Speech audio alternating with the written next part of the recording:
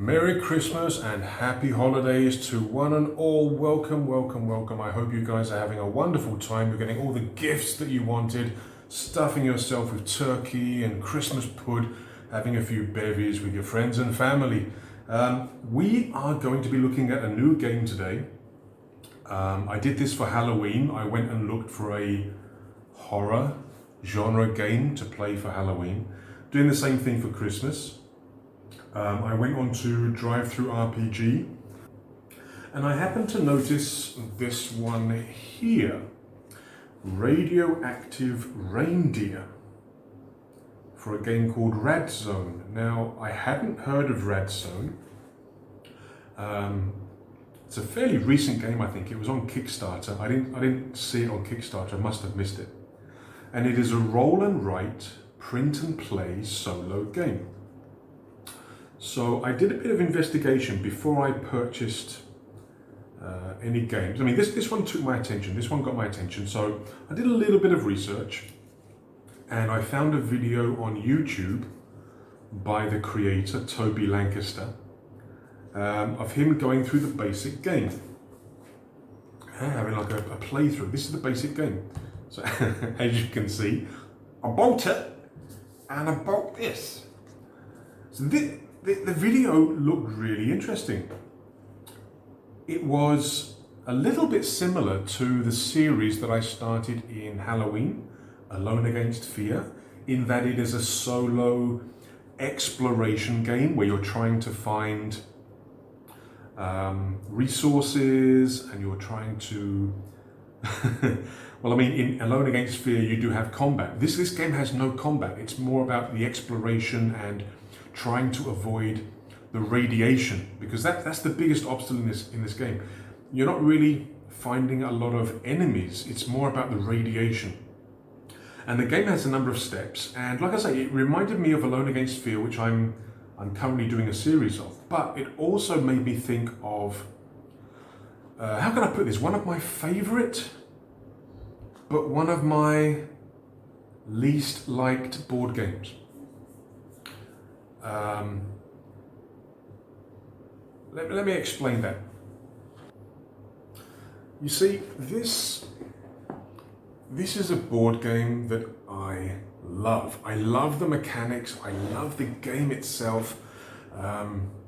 It's enthralling. It's descriptive. It's exciting. It's nerve-wracking. And I love the game for that. But at the same time, the story is terrifying. The story is depressing. It's not nice. That's why this game is one of my favorite games, but is also one of the worst games that I have. If you can deal with a very adult theme and really looking at how civilians cope in a war, this is a brilliant game. Not for kids. Okay, it is really, really dark. But let's cheer things up. Get rid of that. Let's talk about Rad Zone. We're here for Rad Zone. When I looked at the video of Toby going through a basic playthrough of this, those were the two games that immediately came to mind. Alone Against Fear and This War of Mine. And like I said, I love both those games. So this really got me interested. So I purchased this yesterday, the day before yesterday, I think 2 days ago. Got it printed, had it bound. And since this is the first game, I'm going to be having these little tabs here to help me find parts of the rules, because I'm going to make mistakes. Apologies for that in advance. Write down in the comments things that I get wrong. But yeah, this is going to be my first game. So I bought the basic rules, read through the basic rules. It's a really good game. And I love the fact that there are no stats. There is pretty much no combat. And it's purely about exploring this radiation zone and trying to survive. So it's a very different theme in terms of games that I've played so far. So I bought the basic game. And this is what we're going to be doing today. We're going to be doing this Radioactive Reindeer expansion. for this roll and write, print and play solo game. So in the expansion, I think was $3 US. I think the basic game was $9 something. Not expensive. So in the expansion, you don't get a lot, to be honest.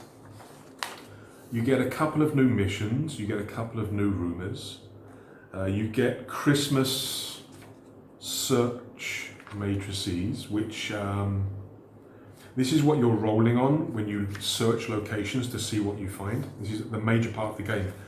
In fact, the main book, half the book are these search matrices. So yeah, you get Christmas search matrices. You get 4 journey charts, which are what you use for the first or second part of the game. We'll go through all this as we play the game. But you get 4 more of these. I think this can be used in the basic game as well. But you then get 2 new locations to search. The Christmas market and Santa's Grotto store. These probably won't be much use after this weekend. But yeah, so 2 new locations, 4 new journey charts, a couple of new missions, a couple of new rumors, and like I said, these Christmas search matrices, which are used for these 2 locations. So in today's game, I'll be doing this with one of the new missions. I'll also be using the 2 locations here and the 4 new journey charts. So that's what we're going to be doing. We're going to be running Radioactive Reindeer. So the game itself is fairly simple. There's a couple of things that are maybe not as clear as it could be. I think I saw some questions on the Facebook group and also on the Board Game Geek page regarding the bunker roster. So you are a member of a bunker and you have to go out and find resources or find equipment and stuff. And what you have in your bunker, you start off with, I think, 10 survivors. Okay, and these do not include, again, forgive me if I'm wrong, and tell me if I'm wrong, but your playing characters are not survivors. The survivors are a completely different thing. So this number of survivors is a standalone number. Here you have 10 spaces for characters, and these are the guys that you take out to do the exploring. Now in the game you can only have a maximum of 10 characters. Now you get, with the basic game, you get a lot of pre-rolled characters, okay, on these cards. So you have their name, you have their fable dice, which are basically, these allow you to re-roll, but they're only one use. They have traits. Now again, this game does not have stats. There's no strength, there's no constitution or anything like that, but you do have traits. These are things that can help you explore. They're things that can maybe help you to avoid fights and things. So you get a whole bunch of these pre-generated characters. You also get a couple of blanks where you can create your own character.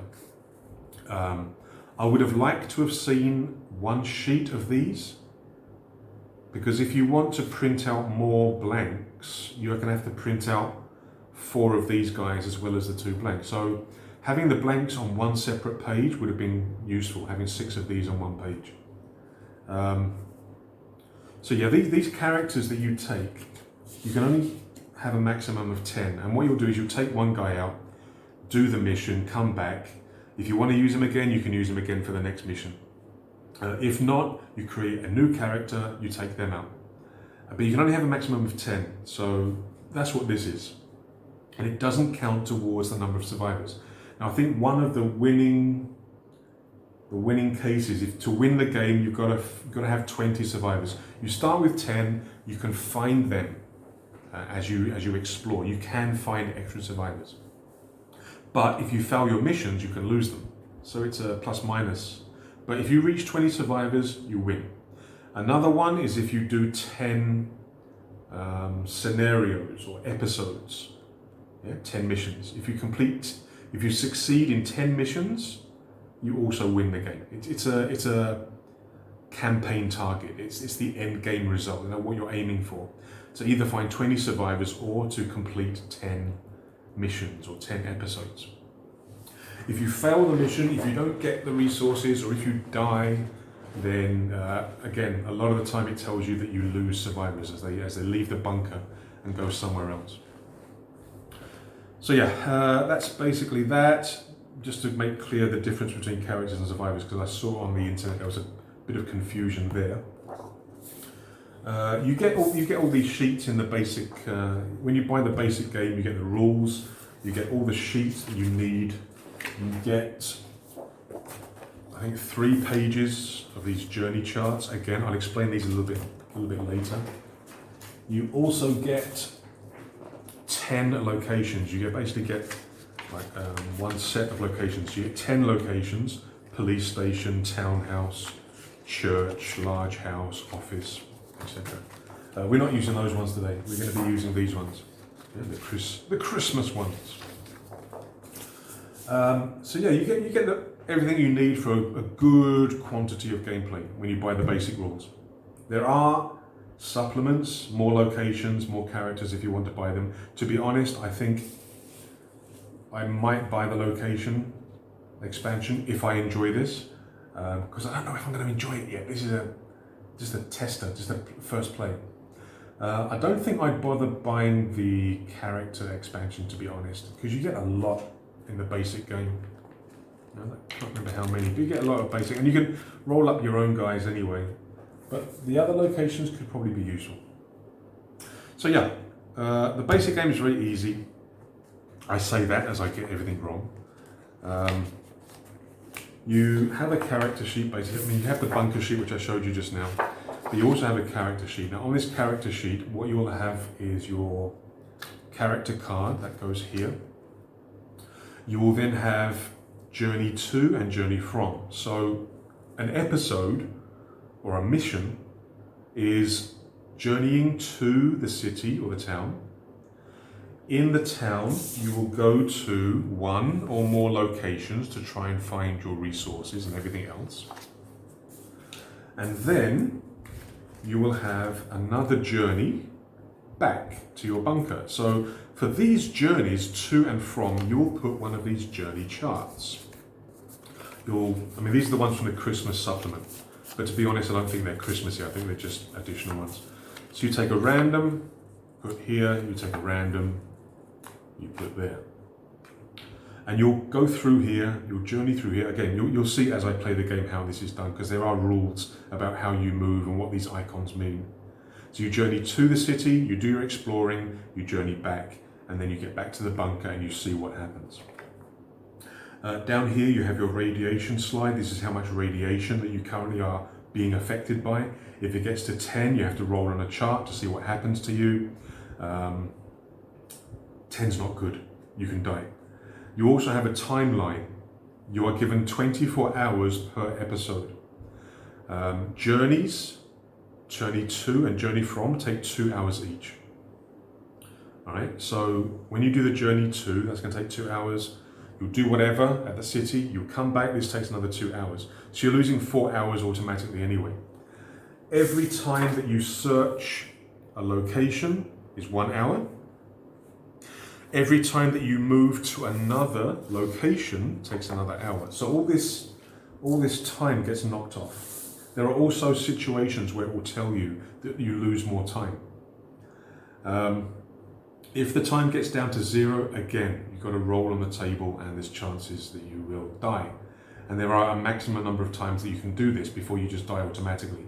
If you run out of time and your radiation is 10, I think you die automatically. So radiation really is the big enemy here. So episode, you'll put the number of the episode or the number of the mission. That correlates with how many you've done on here. Mission, you'll write down the requirements of the mission that you're doing, how much food you have to find, how much materials you have to find. Confirmed rumors. There are rumors where you can find random things, And if you find those, basically you can knock off some of the requirements. So for example, if I need to find 4 food, I confirm a rumor, I find a certain guy that there's a rumor about, then instead of finding 4 food, I only need to find 3 food now. But these are completely random whether you find them or not, so you can't rely on these. Equipment, you'll start with a standard set of equipment plus 1 random piece of equipment. Equipment is more towards, like I say, exploring or avoiding bandits or bad guys. Resources you put here, things that you find, whether you need them or not, you write them down here. And then we have these extra vigilant doubles. Before every episode or every mission, what you do is you put 4 numbers here between 1 and 6, representative of a D6 die. If you roll a double, okay, if you roll a double, essentially it gives you a bonus. Let me just confirm. Typically I didn't write that down on my little tabs. But it gives you a bonus if you happen to roll all of those extra vigilant doubles. Okay, if you roll any of these numbers, you cross them off. If you roll any of these numbers as doubles during your radiation scans, talk about that later, cross that number dice off. If during your mission you manage to cross them all off, then roll on table SWS1 in the search major. Okay, so basically, for your episode, okay, you write down 4 numbers here that you can get on D6, so 1 to 6. Whenever you get a double of that number, you cross it off. So let's say, for example, 1, 2, 3, 4. If I roll a double 1, I can cross that off. If I then roll a double 4, I can cross that off.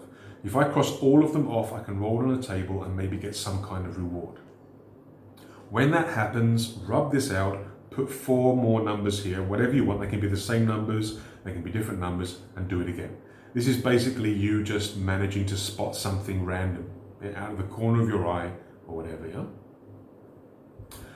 So yeah, that's basically how this card, the character card, works. The locations themselves, you will enter where it has the arrow. And then as you go through the building, you're looking for these search spots, these search places.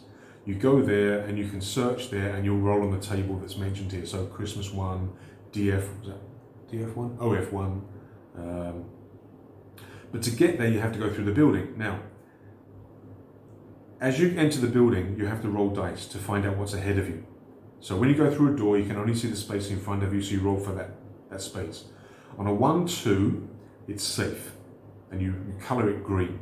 And you're going to need 3 pencils. So if you roll a 1 or a 2, you color that space green, it's safe. Okay? If you roll a 3 or a 4, you color it yellow. Now, yellow is slightly radioactive. If you move from one yellow to another yellow, you take 1 point of radiation damage. Okay? So it's every 2 squares of yellow that you move through. If you go through yellow, yellow, and then into a green, it's okay. It kind of resets. If you go yellow, yellow, yellow, you're still only taking 1 point of radiation here at the second yellow. You move into a third yellow, nothing happens. But if you then move into a 4th yellow, you take another point of damage, from radiation. So yellows, you get radiation damage every 2 consecutive that you move into.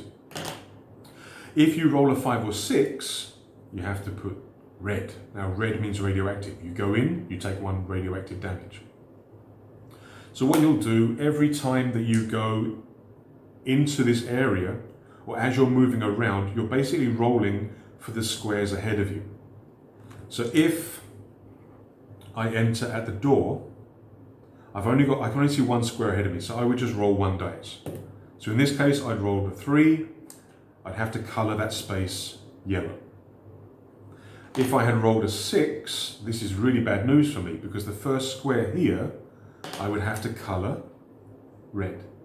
So as soon as I enter the building, I'll be taking one point of damage. And reading the rules, again, correct me if I'm wrong in the comments, But reading the rules, if you open a door and you scan the area in front of the door, I think you have to move onto it.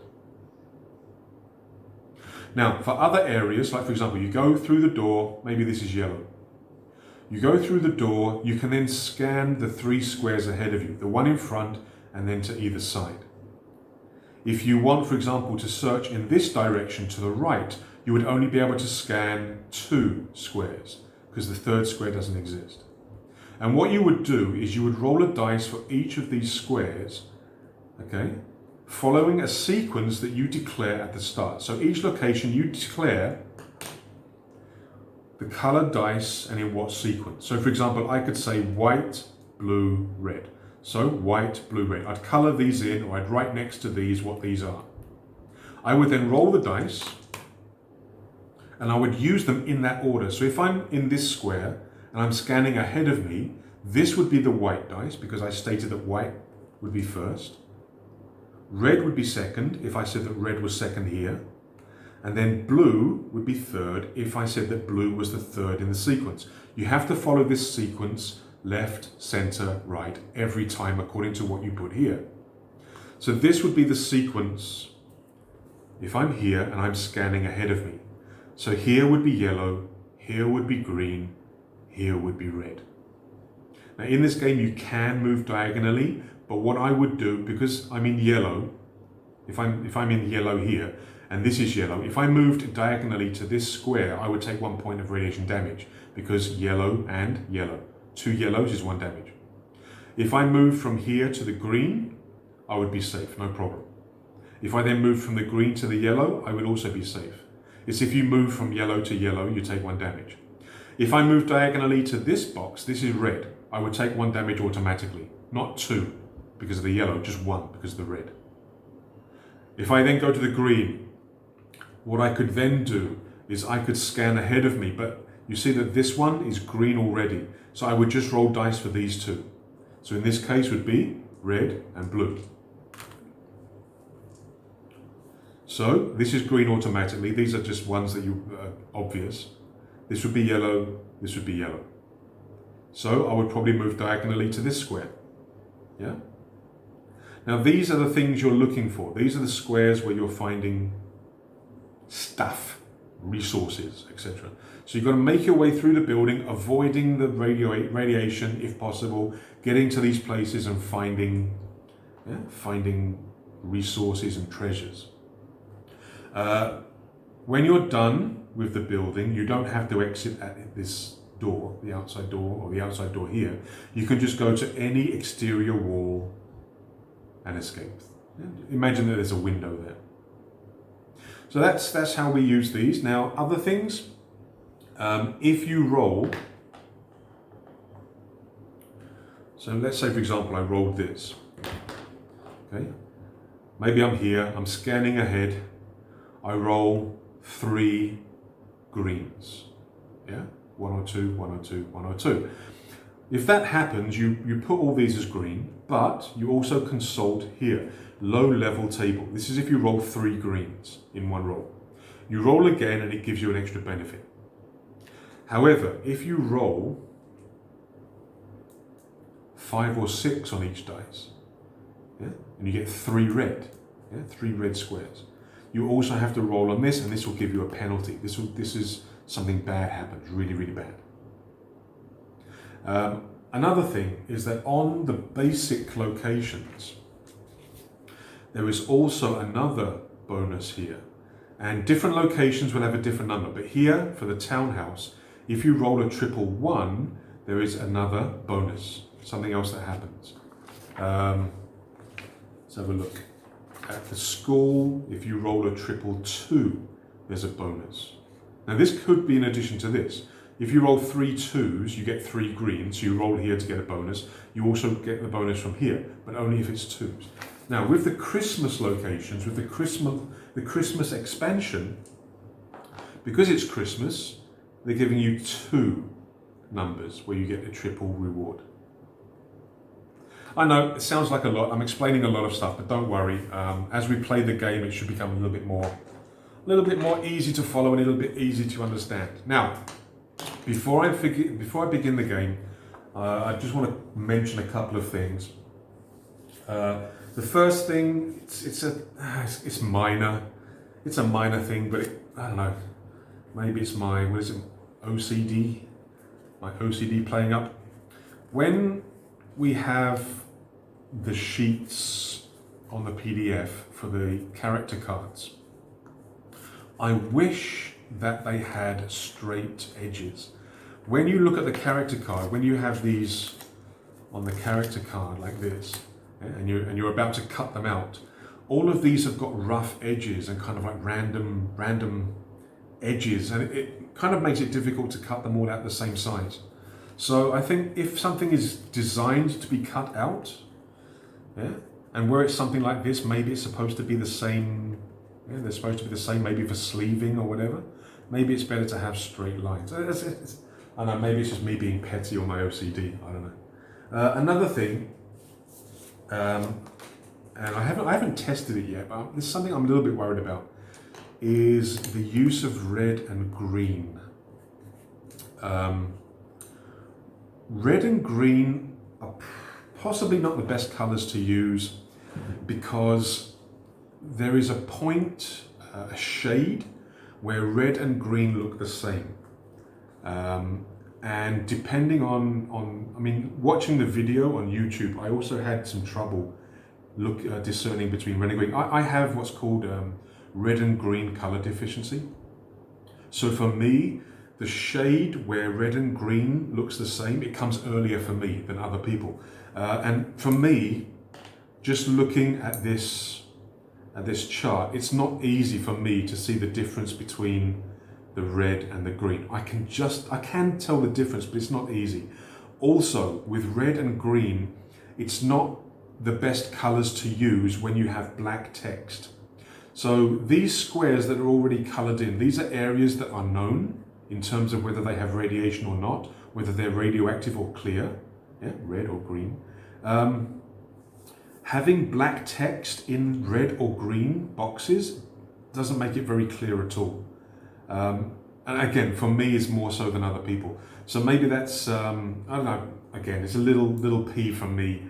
I wish that it could have been maybe white text inside the boxes, or maybe different colors, because like I say, red and green are probably not the best choices to make for everybody, not just for me with the red-green problem, but for everybody. There's a like I say, there's a point where red and green look the same, and when you're coloring, they may look very similar. Like I say, on the YouTube video, I couldn't always tell the difference between the red and green boxes.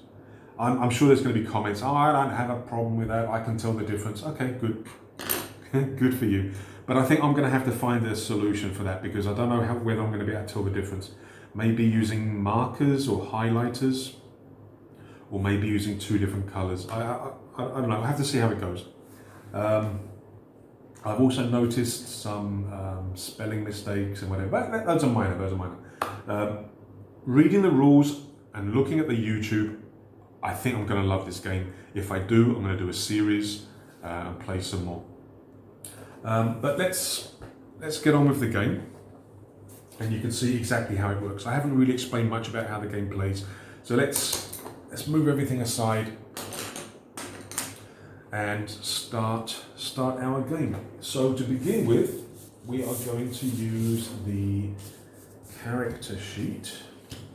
Okay, we have our character sheet. We have our bunker. Now we start off with 10 survivors. All right. I'm not going to. I mean, you could select your 10 characters now by just picking randomly from here, or rolling them up yourselves. But I don't think I'll do that. I'll just add the names as I need them. So I'm just going to start with one guy to begin with. I'm just going to take him randomly from the character deck. Just take a random one. Let's go with this person. Okay. We have Colin Johns. So this is going to be our character for this game. Colin Johns. He has 3 fable dice. All right, so a fable dice can be used to re-roll a dice, but it's a one-time use only. They don't come back at the end of the game for the next mission. They're gone forever if you use them. So it's a 3-use ability to re-roll a dice, and you have to keep the new result. Gritty and determined, and having survived a number of perilous situations, he is also careful. He wears a long trench coat and gloves. Well, I mean, the description says that, but I don't think it does anything in terms of the game. He has a trait, very observant. Like I said, there's no stats in this, but they do have traits to make them better at exploring, better at escaping. Right, so we look at the traits list. Very observant. Very observant. Place 2 green radiation squares anywhere in a building location when you enter it. Ooh, that's nice. That could be pretty useful. Okay, sweet. So he's very observant. Right. We now have to look at equipment.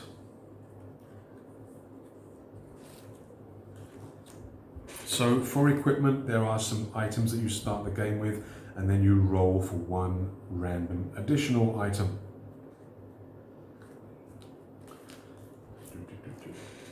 I think. Yes, one. Okay. So for equipment, we start with large backpack, radiation detector, rad armor, and gas mask. Now this is starting equipment. When I return from the mission, I may find other equipment. If that's the case, then the additional equipment that I find goes into here, I think. Because I think every character starts with these, so you don't need those. But anything else you may find goes into the bunker lockup, so you can use it on this character again, or you can use it for the next character kind of thing. Okay. So we have our basic equipment. We now have to roll on the starting equipment. We get one extra piece of equipment, and we get a 6. We get a tool belt. And what does a tool belt do? Sometimes allows you to gather more raw materials. Once in any location, you can double your raw materials find on one search only. Used once per mission. Once per mission, raw materials. So there's a bunch of different resources that you can find, one of which is raw materials. Okay, let me just double check to make sure. Where are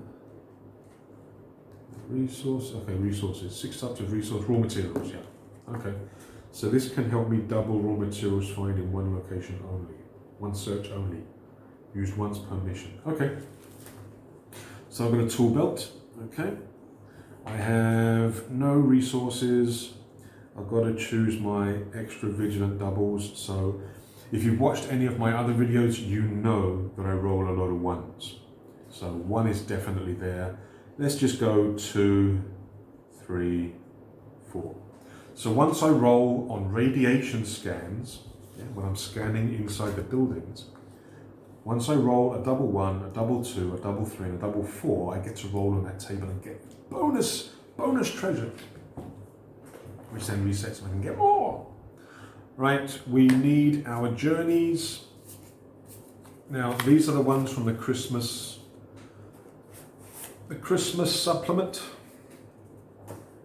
not from the base game. I haven't used the base game ones. I'm just going to use these ones. But like I say, I think these are just basic additional to the game. I don't think there's anything special about these regarding Christmas. Right, so the journey to the city, we are using this journey chart, and the journey from the city back home, we are using this journey chart. Yeah. So on these charts we have a bunch of icons. I'll explain these as we start the journey. Right, this is episode 1, our mission. What do we have to do? Mission, where's the mission? There's the mission, right. Our mission. There's a whole bunch of different missions that you can do. Yeah, a whole lot of missions. Okay, so we roll a d6 and then we roll another d6 to find out what it is. So we roll a 1, told you I roll a lot of 1s, and we roll a 3. Food contaminated, a contamination of damp and oh no, hang on, I'm doing the Christmas one, aren't I? Screw that, wait. We got Christmas missions. Let's do a Christmas mission. That's what we're doing. It's a Christmas video.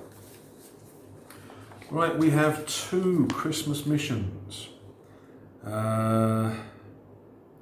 You select one rather than roll. Okay, so we can choose. So gather 6 food. If I fail, 4 survivors flee. Or gather 2 food and find a reindeer. If I fail, 3 survivors flee. Let's do the second one. So we need to, what am I using a blue pencil for? Find a reindeer and I need to find 2 food. Yeah, the blue pencils for when I'm marking on the locations, the blue dice. Okay. Alright, so I need to find a reindeer in my search, and I've got to find 2 food. If I fail, -3 survivors. That wouldn't be good. I only start with 10. There's a couple of new rumours, so we need to look out for these as well. So okay, yeah, and these are the search matrices for the new locations, special ones. We'll be using the normal ones as well occasionally, but these are the special ones. Okay. So to start the game, we have to journey. Now, where are the event icons? Now, we start at the green arrow and we have to move to this. It's a bit like a touchdown zone in an American football game or Blood Bowl. So we have to get from here to here, moving through this area. Now, the rules I think say that you can't move backwards and you can only move 3 squares in any column. The first time you move into a column that has an event icon, you have to roll to see if it activates, if it works, or if you see it, and then to see what happens. So here, on this first column, nothing's going to happen. The second column, we've got a bandit down here. Now, that's normally a bad thing. We have to try and evade them and they can hurt us and steal stuff. So I want to try and evade this guy as much as I can. As soon as I move into this column, I need to count the squares and then roll to see if this event happens. So we've got a bandit here, a bandit there. This is a wrecked car. They can contain some decent stuff. This is a radiation area. If I go, or if I'm affected by this, I take 1 radiation damage. So this is something I want to avoid. The hands, this could be a potential survivor. So I could add a survivor. This is like a heal. I can heal back radiation damage here. And I think that's all of them. There's no... is there any here? Now there's another icon that has like a triangle with an exclamation mark. That is a perilous location. You have to roll on the peril table. But on these journey cards, there are no peril icons. Okay, so I'm gonna have to think about this. I want to avoid this bandit, so I want to enter this column fairly high. And I'll show you how that works in a second. For the next column, I also want to avoid the bandit, but the car could be pretty useful. I also want to avoid this because this will give me radiation damage. But here's the thing, I have to choose either this or this. If I go for the car, I'm not going to be able to avoid this and that. All right, so what we're going to do is we are going to move. So I have to go here first. Okay, so go there. And then from here, I can go here, here, or here. Now I want to avoid this guy as much as I can, but I can only move 3 squares in any column before I have to move to the next column. If I go here, I can then go down to here and come out here. And that's not good. Okay, so what I'm going to do, I'm going to move across to this square. Now what you do, once you move into a column that has an event icon, is you have to number the squares towards the icon. 1, 2, 3, 4. So the bandit is on 5. Yeah, I've got 4 clear squares. I've then got 5 here. So what happens is you roll a dice, and if you roll, in this case, a 5 or a 6, this event happens, it occurs. If I roll a 1, 2, 3, or 4, the event doesn't happen. The guy doesn't see me. I can then move further on that column with no more effect. The event has already happened. So on a 5 or 6, the bandit spots me. I then have to roll to see what happens. Okay? So we roll the dice. Sorry, I haven't got my dice towers to the new house yet. Okay, so we roll. We get a 2. So it's not a 5 or 6. So this event doesn't happen. I avoid the bandit. Now, I can move another 2 squares in this column if I want to, and I think I do. So we're going to move down here, 2 squares, and then we're going to move diagonally here. Now what that will do is basically it will allow me to automatically search the wrecked car. Because if I'm measuring the distance from here to here, it's a 1. I'm going to roll a 1 or higher. So this event is going to happen. Yeah? So if you go into the same square or 1 square away, it automatically happens. Because like I say, if I'm counting the numbers, this is a 1. I need to roll a 1 or higher. But we also have a second event here. So again, we have to number towards that. 1, 2, 3. Oh Christ, it's the same thing. So we are 4 squares away. That means on a 5 or 6, this guy spots me. Should we do that first, or should we do the car first? Let's do the car first, because I might find something useful. So with a wrecked car, we have to roll on the WC1 table in the search matrix. Now I'm not going to show you all these tables when I'm rolling them, because it's going to spoil the fun. But with a wrecked car, what you do in the book is you come to the search matrices, and these are all basically like tables. So you've got all the different tables here. So we're looking at WC1. So WC1 is page 88. So page 88. WC1, wrecked car, we roll, and that gives us another table to roll on to see what we find in the car. So like I say, I'm not gonna show you the table. That'll be spoiling everything for when you buy the game, and I think you will buy this game because I'm enjoying this. So wrecked car, I roll a 5, so I'm rolling on table WC6, and this is around the car. Okay, so we roll again, we get a 2. Crawling under the car reveals that any useful metal has been stripped out You find nothing of use.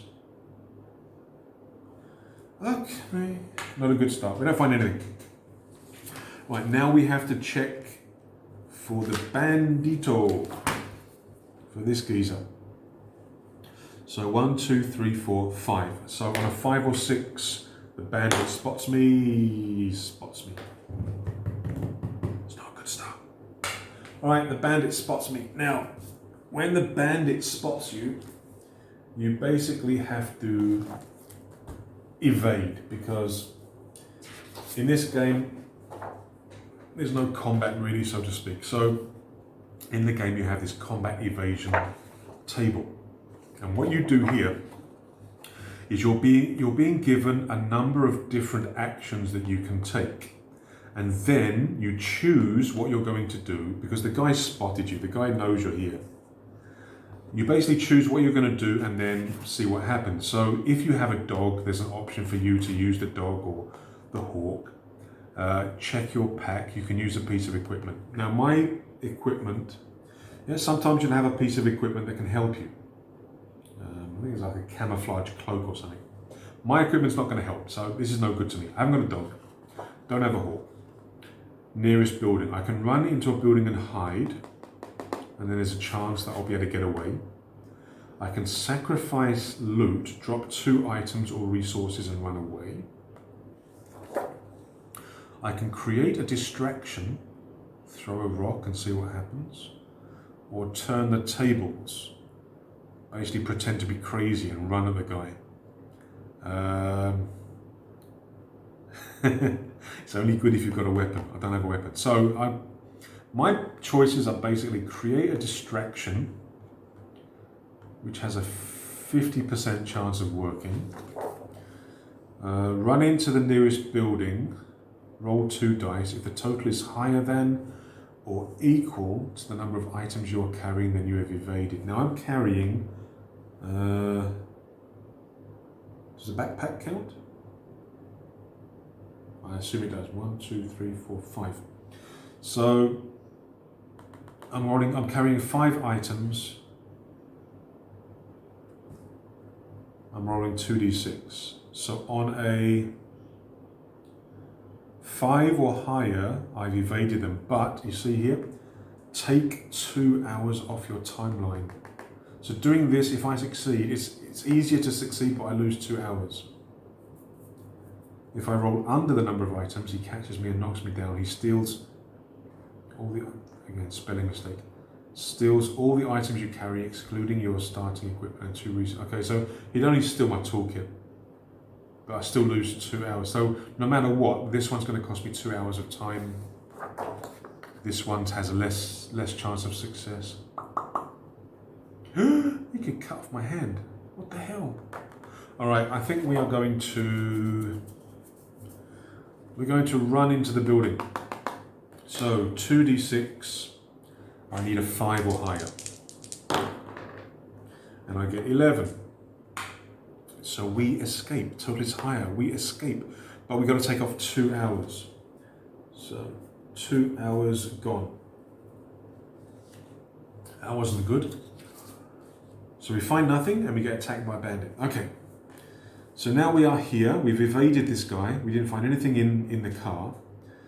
Now again, remember, you can go 3 squares in 1 column, so I can move up 2 squares or move down if I want to. I don't have to, I can go straight into this column if I want to, but that's not a good idea because this radiation is very close. So I think here I'm going to, I'm too far away for that, I think. So I'm going to go down 2 squares. 1, 2, 3, 4. It's still going to be a 5 or 6 no matter what. And then I come across to here. Now the good news is, even if that radiation hurts me, I get a chance to heal it here. So let's have a look. 1, 2, 3, 4. So again, it's on a 5 or 6. Bloody dice. All right, so that affects us. We take 1 point of radiation damage from there. That's not good. Okay, now I want to get to the car survivor. 1, 2, 3, 4, 5, 6. If I go again, it's on the first. I think it's only on the first time you enter a column.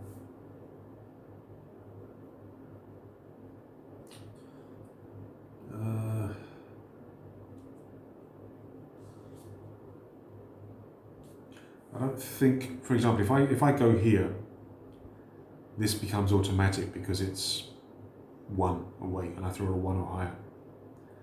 But 1, 2, 3, 4, 5, 6, 7, 8, 9, and I throw a 9 or higher to get the survivor, which is impossible. The thing is, I really want this. I could move up 2 spaces here and then go here. 1, 2, 3, 4, 5, 6. Still too far away. Yeah, so we're just going to go across here into that space, and that is a radiation low, heal 1 radiation point on the slider, cannot heal beyond 0. Okay, so basically going there heals me of that 1 radiation damage that I took, which is a good thing. Now continuing on, you can't move through these boxes here, so I either have to go up and across, or across here and then up here. Now that's not good. That is possibly. Can't go backwards, bandit. I think I want to go under here. So I think I'm going to go up and then down. I think these block. Yeah, I think these blocks, if I go under here, it's going to block that. So what I'm going to do is go through here. Nothing in that column that's going to affect me. Nothing here. Nothing. No events. Go here. No events. I can go up. Do I want to go up? I want this, but not this. 6, 5, 4, 3, 2, 1. Okay, so we just go here, then here. Right, so the next event icon is this car. It's 1 away, so it automatically happens. So again, we go to table WC1. We roll, we get a 4. I have to roll on table WC5. Rest of the car, we get a 2. As you get closer, you realize the car is a burnt out shell. You find nothing of use. What the hell? Nothing in the car. Now, I want to activate this, but not this. So I want this to be 6, I want this to be 5. 4, 3, 2, 1, 0. 2, 3, 4, 5, 6, 7. I can move down, can't I? I don't want this. I can, if I take that damage, I can heal it here. So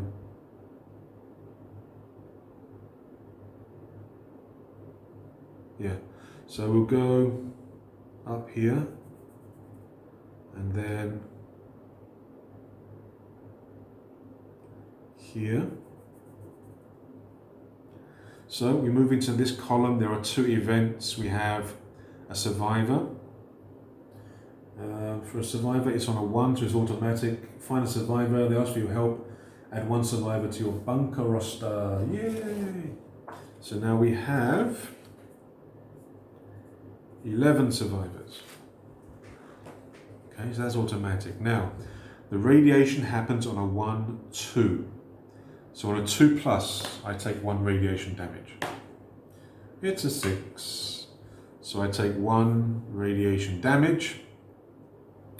But we can then go 2, 3, and then go into here. Automatic, heal back the radiation. Right. Now, in the next column, this is the thing, it's blocked by that, so we can move down here. Now 2. So again, still only 3 spaces in each column, yeah? 1, 2, 3. Then we can move across to here. The building blocks this trigger, so nothing happens. We move across to here. Building blocks the trigger, nothing happens. We move to the car. Automatic. WC, find something in this bloody car this time. We get a 5. Roll on WC6. Around the car. What do we get? Oh, we get a 6. As you come around the vehicle, you stumble across a slumped over body. A backpack rests in his lap. Gain 1 food and 1 fuel. That is extremely good. Because we need 2 food. So I've got half the food already. If I can find the reindeer as well, we're doing really well. Okay. So we go here, we then move into this column here. There's nothing there. Okay, journey 2 is complete. We've now gone to the city. That takes 2 hours. So now we are in the city. We have to decide where we're going to go. I think we are going to go